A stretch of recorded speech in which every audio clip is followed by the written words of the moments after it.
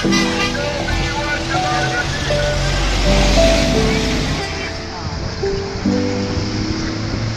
over profit! People over profit! Tax the rich!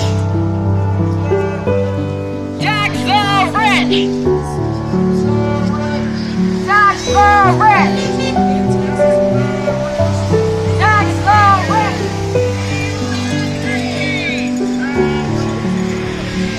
Hands off Medicaid!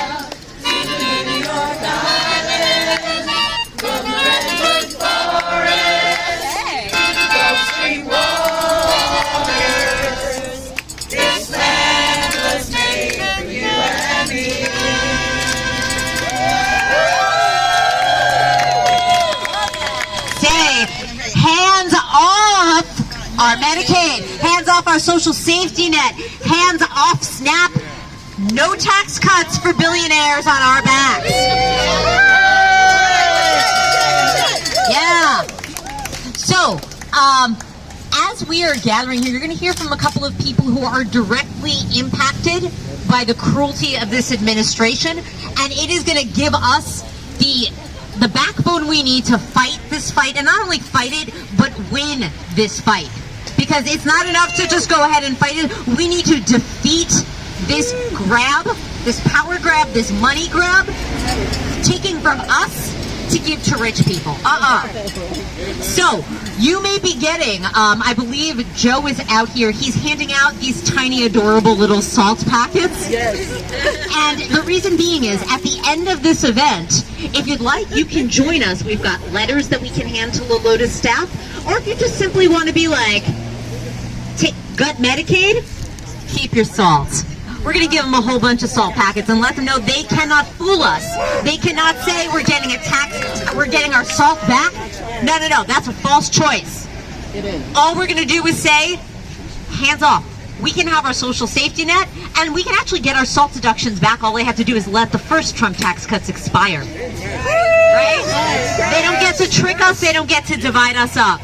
So that's what we're going to do today. Joe, tell me who's coming up, who's speaking first. Oh, Diane. All right, so we've got Diane here from Long Island Jobs with Justice. Hello, you're not loud enough. How y'all doing today? Oh, come on, you can do better than that. Let's go. Woo! All right, well, thank you for all being here. I'm Diane, as my friend Hoshana just said, Diane Kantab. I'm the Worker Justice Organizer for Long Island Jobs with Justice. Power to the workers. So Jobs with Justice is here to stand up on behalf of working families today across Long Island. We have watched the government make cruel choices. You all know about those cruel choices. Yeah, that's right. Boo is right.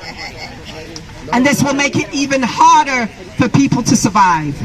So let's be clear. Congressman LaLota's support for the House budget isn't just misguided, it's dangerous. Say that with me, it's dangerous. Yeah, that's right. This budget doesn't reflect fiscal responsibility, it reflects moral irresponsibility. That's right. It tells the billionaires you're safe. It tells workers you're on your own. Workers, home health aides, delivery drivers, restaurant workers, many of whom are parents. They are already skipping meals to keep the lights on, for real. People don't even know if they can make their rent this month. They haven't paid May's rent. This is how it is for folks. So those lights that they're fighting to keep on, people are working multiple jobs to keep those lights on. And already they're fighting wage theft and exploitation, and now they're being told to give up health care, food assistance, and child care. Yeah, that's right. So the richest in this country can keep getting richer. Yeah. So that's not fiscal discipline, that's economic violence. And I'm going to say it again, it's economic violence. Yeah, talk about it. The budget is a gift to the rich and a slap in the face to workers. It's not just about dollars, it's about dignity. It's about whose lives are valued and whose lives are sacrificed in the name of balancing the budget. And they don't even balance. No, and that's right. It's not a balance. It's the profit that goes right back to the billionaires. So let's not forget our communities already pay the price for a rigged system. We show up to work sick because we can't afford to stay home. We go into debt just to visit our doctors. And I'll tell you, I'm in debt. I'm personally in debt. I have deductibles up the kazoo and don't go to my doctor because I can't afford to. So I'm standing here, not the people that you think that you see on the street that don't have. I have a job and I'm still dealing with that and what's coming down the pike. So I'll leave you with this.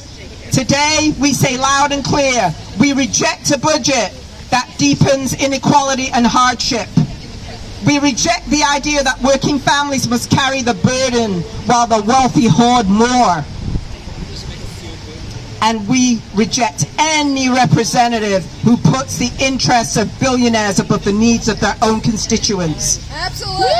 So to Congressman LaLota, if you're not standing with working people, you need to get out of the way.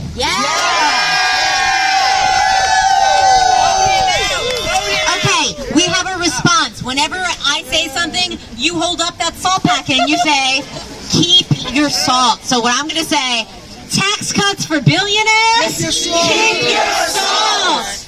Tax cuts for billionaires, keep your salt. Tax cuts for billionaires, keep your salt. Yeah, that's right. Okay, so I'm going to call up Dr. Eve Kreef. Dr. Eve is one of those people who is such a champion for children and families. Dr. Eve is one of those people who's always looking out for our kids, and she's here to talk a little bit about what this means as a pediatrician. Hi everybody, thank you for being here today. So I'm here on behalf of Engage Long Island, but also on behalf of the American Academy of Pediatrics here on Long Island, representing the 1,500 pediatricians across Long Island, Queens, and Brooklyn. So our members of Congress here in Suffolk County, they promised us that we're not going to touch Medicaid. We are not going to touch Medicaid. But they lied. They lied. That's exactly what they voted to do. They voted to cut billions of dollars in health care funding to millions of vulnerable Americans across this country. It's going to throw millions of Americans off their health care, including 1.5 million Americans, New Yorkers, and thousands, tens of thousands of people right here on Long Island. This bill is going to have devastating consequences for the hardworking people that rely on Medicaid, as well as the vulnerable families, the seniors, the disabled, and the children who rely on Medicaid for their health care. And ultimately, this is going to impact us all.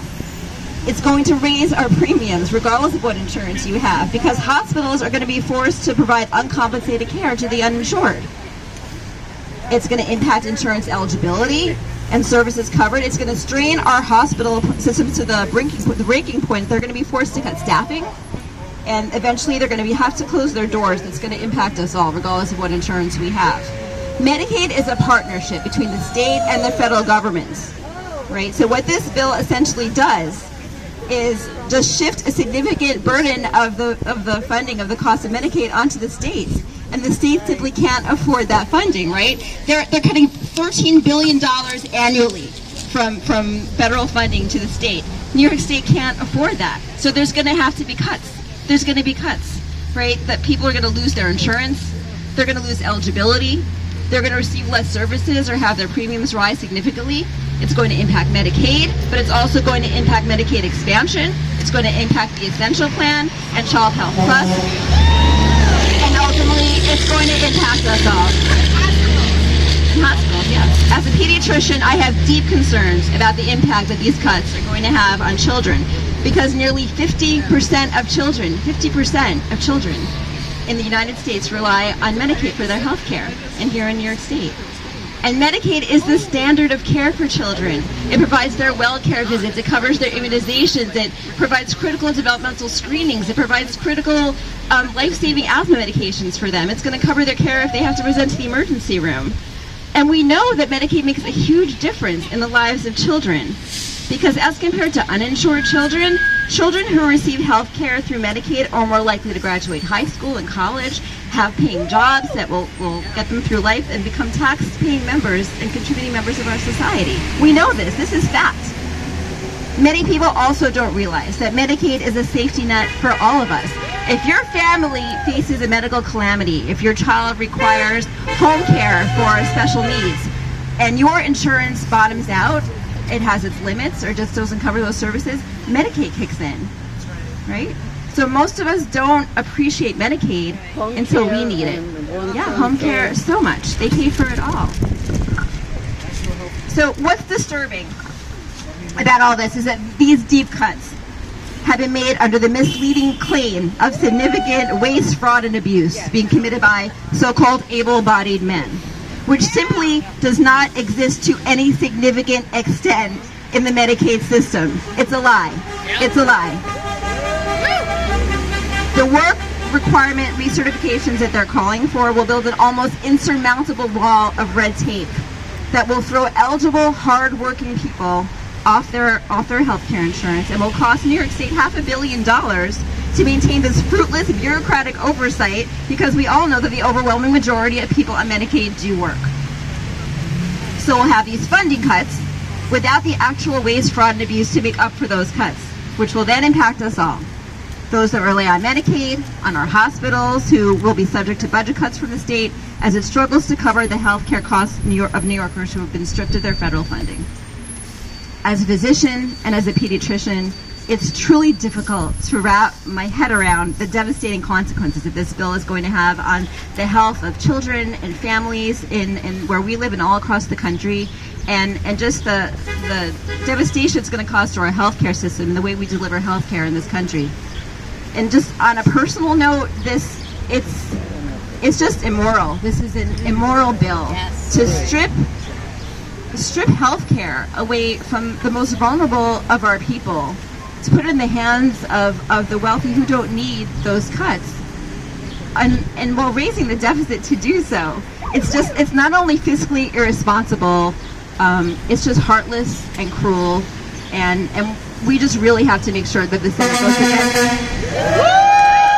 We have to make sure that the Senate votes against this bill, that we hold our members of Congress that voted for this accountable.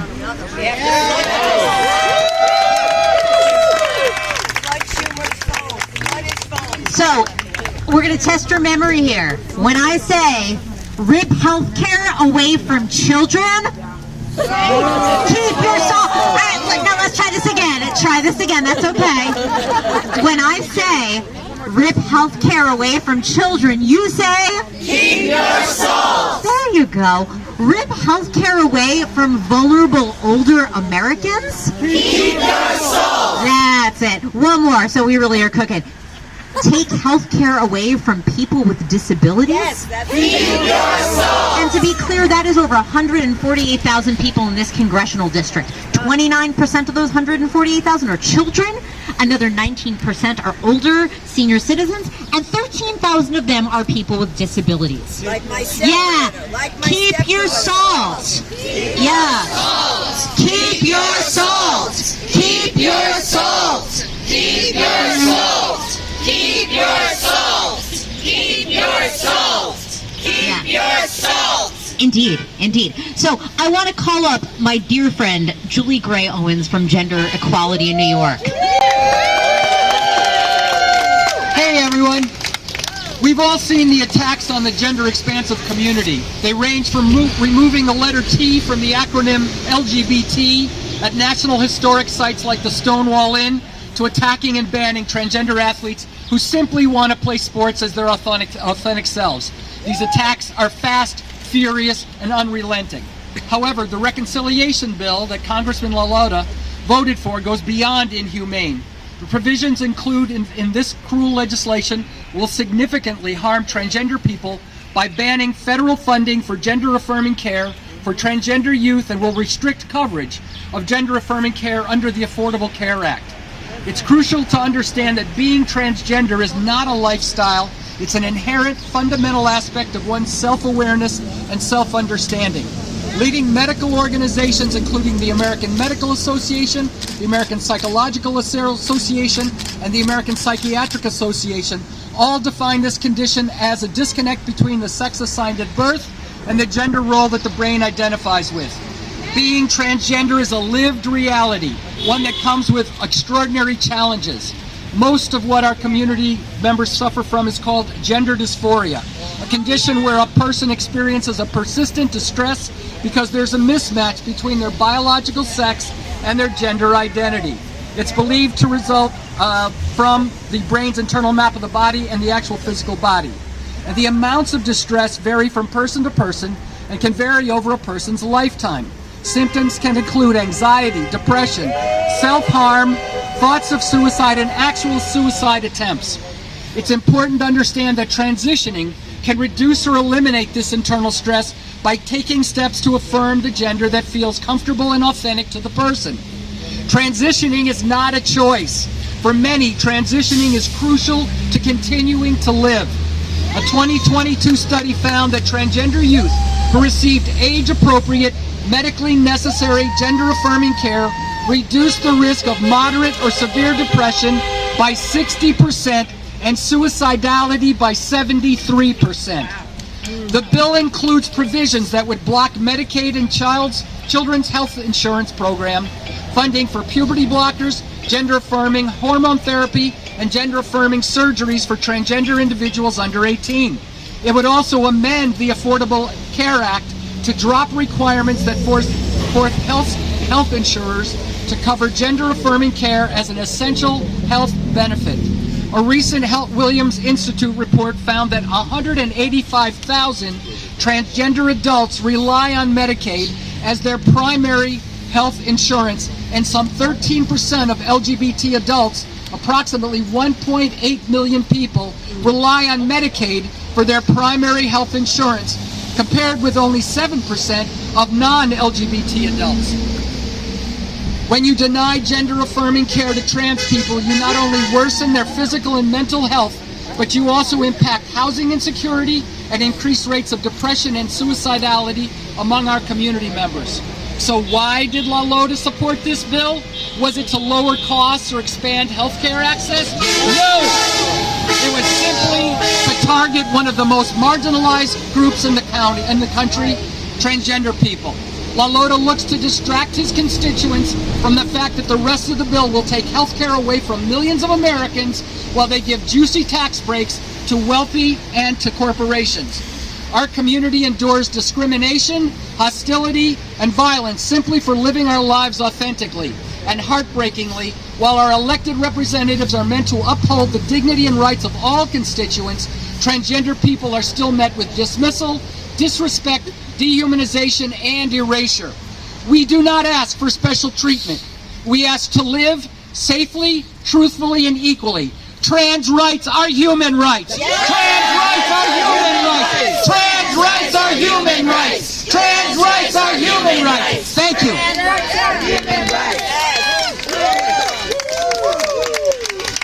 Before I bring up our next speaker, the point I want to make is they keep trying to divide us up, right? And we see some of, not just the Republicans, we see some Democrats fall for that. And we need to make it really clear, not just to the Nick LaLotas, but to the Tom Swazis too. You are not going to throw the trans community under the bus. You are not going to say, well, some people are gaming the system of Medicaid. We're not going to let them divide us up, okay? So yes, trans rights are human rights, and we are going to hold all of our politicians accountable on the right and whatever the fake left is of Long Island politicians. We are not going to let them do that. We stand with our trans community. We stand with our fellow constituents, right? We are all in this together. We don't get out of this if we're not together. So I want to call up Caitlin from Planned Parenthood. Hello. My name is Caitlin Publiquich, and I'm the Advocacy and Government Relations Coordinator in Suffolk County for Planned Parenthood Hudson Peconic Action Fund. Last week, House Republicans, including Representative LaLota, voted to defund Planned Parenthood in the House Reconciliation Bill. And so, why is Planned Parenthood being targeted for so-called defunding? Because Planned Parenthood health centers provide abortion care in places where it's legal, like New York. This is a backdoor abortion ban for the entire nation.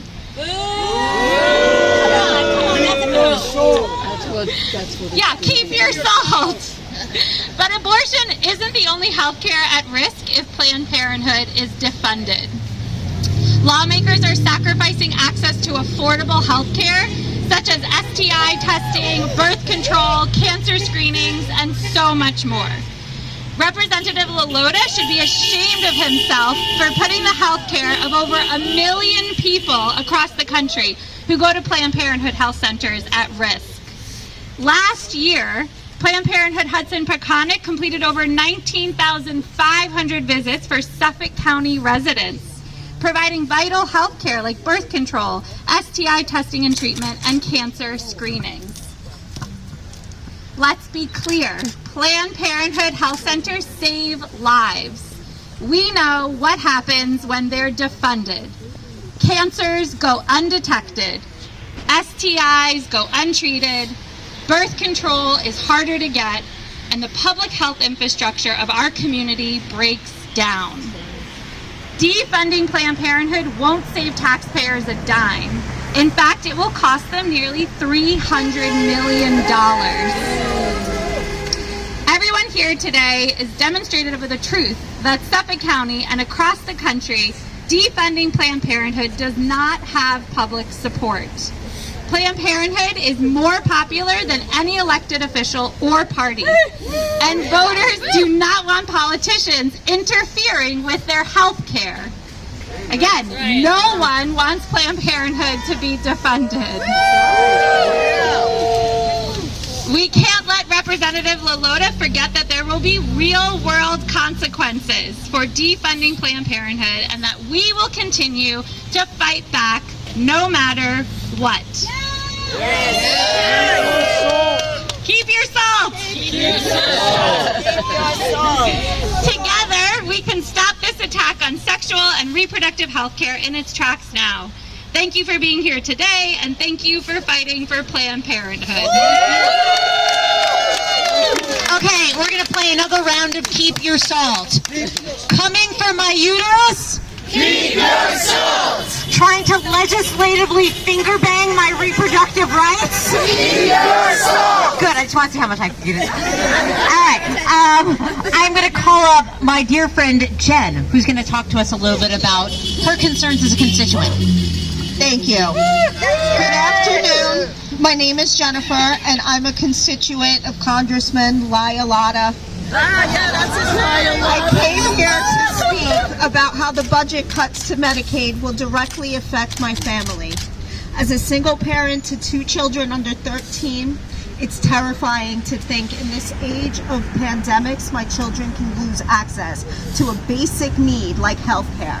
Losing access to health care would leave them vulnerable to both unknown diseases developing and also diseases that have been preventable for decades, like the measles, for example.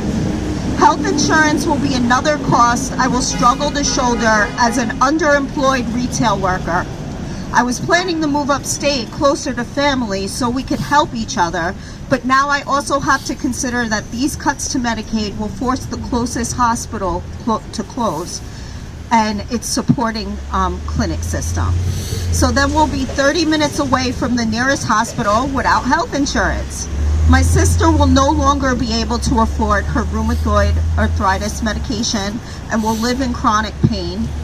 In February, we lost our Navy vet father, and he suffered for months before his passing in a for-profit rehab that was neglecting him simply because they were understaffed. Yet somehow, LaLota thinks slashing federal fundings for public hospitals is going to help our healthcare providers put people over profits. That doesn't make any sense. How can our children, our veterans, our elderly survive more cuts to an already flawed healthcare system? Hospitals absorbing the cost of treating uninsured patients will lead more hospitals to shut their doors forever. It's enraging that Congressman LaLota hides from his constituents as well as grassroots organizations' accountability. And instead, his staff lie and gaslight us on the phone while he mocks us on social media with the endless photo ops and lies about how the reconciliation bill is for the future of our children. Maybe he thinks his loyalty to a madman and his willingness to sell out the American people will benefit his children, but it will be at the expense of ours. A conservative estimate from the Congressional Budget Office is that states that this reconciliation bill will add close to $4 trillion to our national debt over the next decade.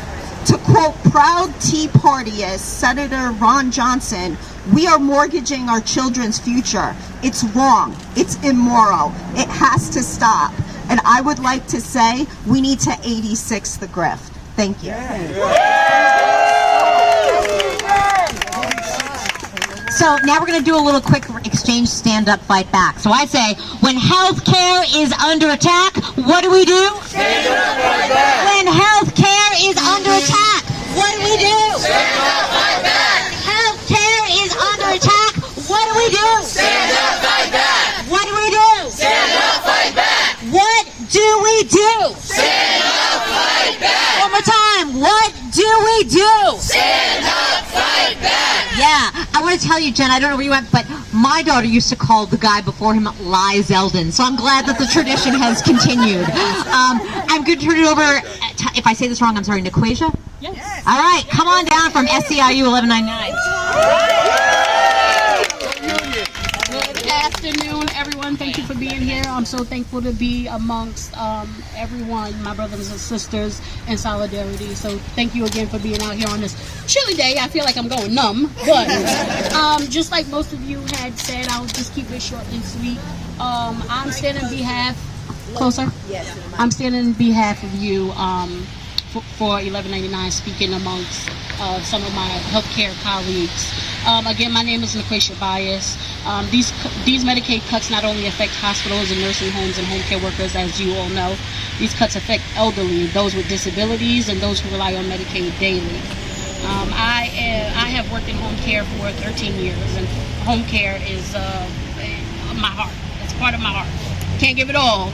I got 2 girls, don't get jealous. But home care is family to me. It really is. Taking care of elderly. Yeah, put the microphone next to you. This is good. I'll keep it here. These cuts put many healthcare workers out of jobs eventually of what they love to do, and facilities at risk due to short staffing. It takes away from families who rely on benefits of having health care. These cuts are detrimental. Healthcare workers are essential. We help make things happen. So let's continue to fight, because when we fight, we win. Now I'd like to join Shoshana with a chant, because I love your chants. When I say, when we fight, you guys say we win. So when we fight, we win. When we fight, we win. When we fight, we win. Thank you for coming out, and let's continue to fight. So I also want to really give a shout out to the healthcare workforce. That's right.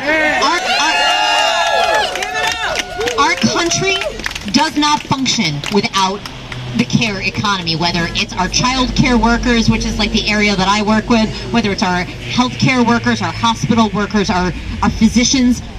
This social safety net that really just drives our country and keeps us safe and keeps us healthy and gives our kids a bright future is what's under attack. And that's why we're all here. And these are some of the people who do the hardest work, the essential workers who, when everybody else was staying home, were the ones risking their lives. We are not going to let them down. We are going to get this done, and we stand with you. Thank you.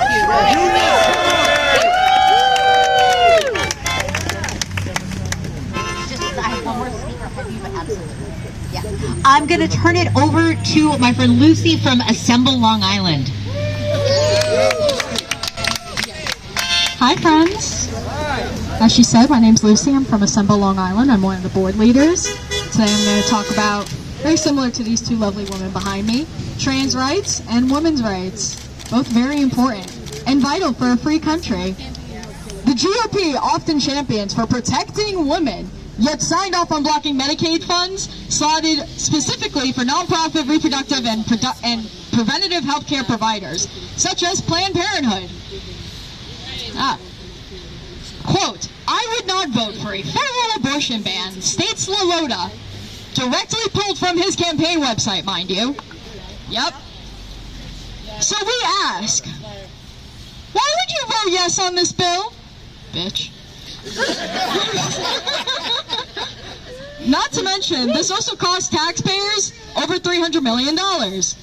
This bill boasts budget cuts, but in reality, it is loaded with tax hikes for your constituents here on Long Island. Bitch. Yeah, period.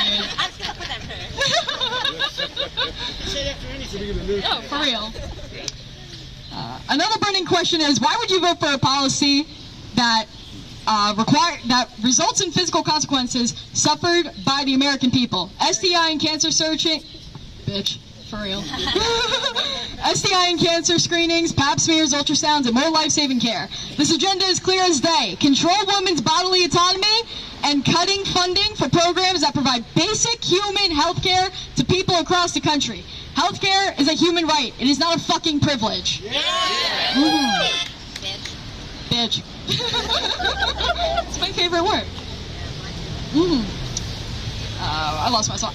If this was not clear enough, by the way, this is also a reminder that SNAP, Medicare, Medicaid, and especially CHIP are currently being slandered. I lost my spot again. No. All right, the Children's Health Initiative program is designed to aid families that do not meet the financial requirements for Medicaid. CHIP also provides gender-affirming care for minors, which is vital to the young transgender community, because trans people make up less than 1% of the population, yet half of them commit suicide due to lack of emotional and medical support as a result of bills such as the One Big Beautiful Bill. I think they're worried about the wrong 1%. Am I right? Trans individuals will exist with or without your conservative idealisms. Louisville Democrat Senator Karen Berg, whose transgender son, Henry, died by suicide, once said, quote, "Your vote yes on this bill means one of two things. Either you believe trans children do not exist, or you believe that they do not deserve to exist," end quote. All life in the United States should be protected, not persecuted. I plead with you, to stop this bullshit. I lost my spot again, sorry guys. I plead with you to care about the families who will lose their children, the people that will go hungry, and the people who will stay sick as a result of this bill. Trans rights are human rights, women's rights are human rights. All humans in this country deserve to prosper. Thank you. Before I turn it over to Peter, I want to just say really quickly, we have fought this fight before, and we've won, right? So our job is to push back, it is to fight back, it is to make sure that every single one of us, no matter where we come from, what we look like, how we worship, who we love, right? That every one of us is protected under the law. But I urge you, when we get through this, you don't get to go back to brunch. We have to fight for the world as it should be, a fight where everyone has health care, where we no longer have to be divided up into, just all this ridiculous red tape. We have to fight for a world where childcare and health care and housing, everyone has it. It's not good enough to just be against something. We have to be for something, and we have to outline that vision and say we are fighting for the world as it should be, not just like a world where we tinker around the edges and call it a win. So I'm going to turn it over real quickly to Pete, and then we're going to just talk about what we're going to do with these delightful salt packets. Good afternoon, everybody. My name is Peter. I'm a member of the Smithtown Democratic Club, and I'm asking everybody here who lives in Smithtown to join the club. In order to win, we have to organize. Right, Sandy? Yes, we do. Okay. Right, Peter. I'll give you our website, www.smithtowndems.org. Go on the site. We're very organized. Get a lot of information.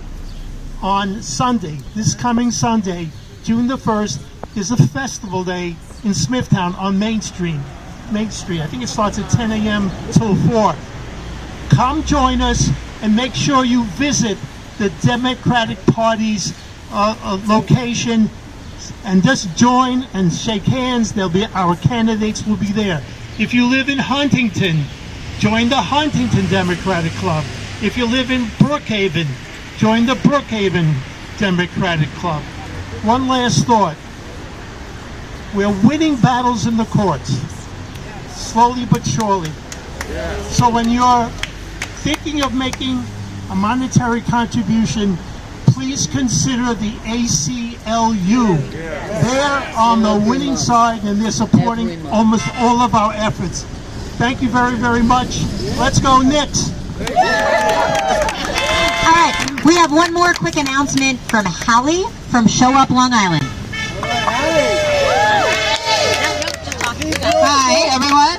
Okay, real quick. First of all, I just want to say two sentences about a young woman I met back during the first fight for the Affordable Care Act under the first Trump administration. Her story has haunted and inspired me since I met her. She came all the way from the East End of Long Island to Mineola for a rally to save healthcare back then. And what she told me was that as a young person, as a child, elementary school child, her father had a catastrophic illness that left the family with no health care. And when she was 10 years old, she spent a year of her life lying to her parents that she wasn't sick when she was, because she knew that if they took her to the doctor and got her the medicine that she needed, they wouldn't have money for food to feed her two younger siblings and the rest of the family. So she had strep throat and didn't tell anybody that she didn't know she had strep throat, but she knew she was sick. She hid it from them and wound up with rheumatic fever. And she was there to support the Affordable Care Act because Medicaid under that expansion saved her childhood and allowed her to go to college. So that story will always be with me and help me and inspire me to keep fighting for this. I also just wanted to tell you real quickly about some things you might want to join us for if you don't know about them already. So one of them, we were just talking about trans rights and the rights of the LGBTQ plus community. So a bunch of organizations represented here were invited to march at the Long Island Pride March in Huntington. It's Sunday, June 9th at noon. It's a big... June 8th, sorry, you're right. June 8th at noon. It's a big celebration, and they've invited organizations to come to say hands off, because it's not only a celebration this year, it's also a demanding that people's rights not be attacked. So that's one thing. The next thing is on Flag Day. I'm sure you know that President Trump is having his big birthday military celebration that's going to cost taxpayers millions of dollars.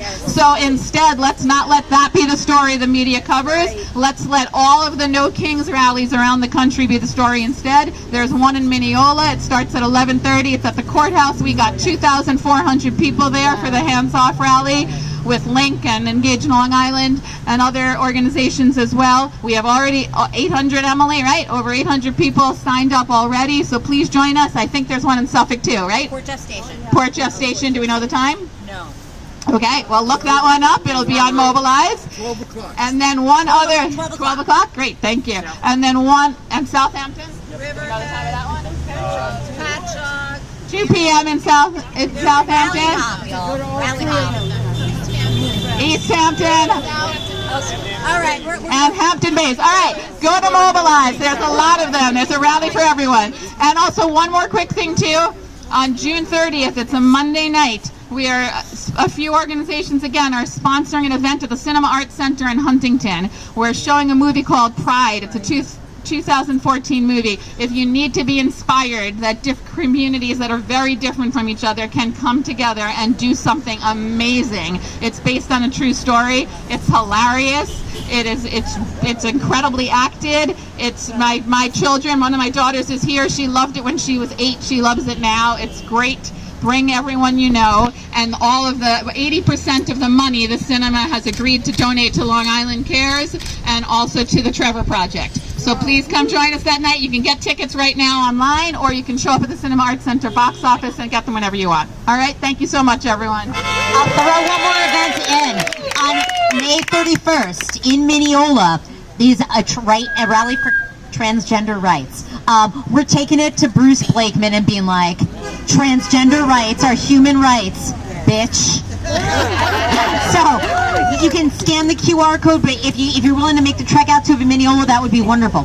So now it's time to go over to Nick LaLota's office. He's not there, but his staff is, and say, coming for my Medicaid? Keep your salt. Coming for SNAP? Keep your soul. Coming for my uterus? Keep your soul. Bitch. So, Joe, can you tell us how we're gonna do this? Yeah. Walk into his office and drop off a salt packet. I have some letters. If you want to sign some letters, just telling him how disappointed you are in him, and include the salt packet. We're going to go up there. Last time we went up there, they didn't let us all in at once. That's fine.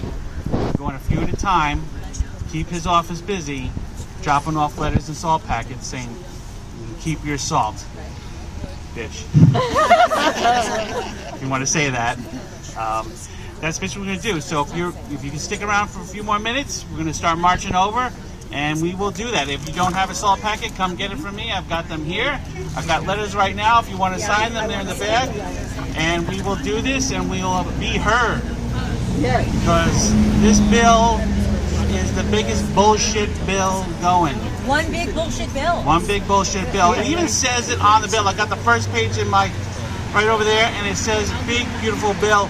I couldn't believe they really put that in the bill. And the hubris, and just they just don't believe it. You know? So, I thank everybody for showing up. Again, I'm Joe Sackman with the Long Island Progressive Coalition.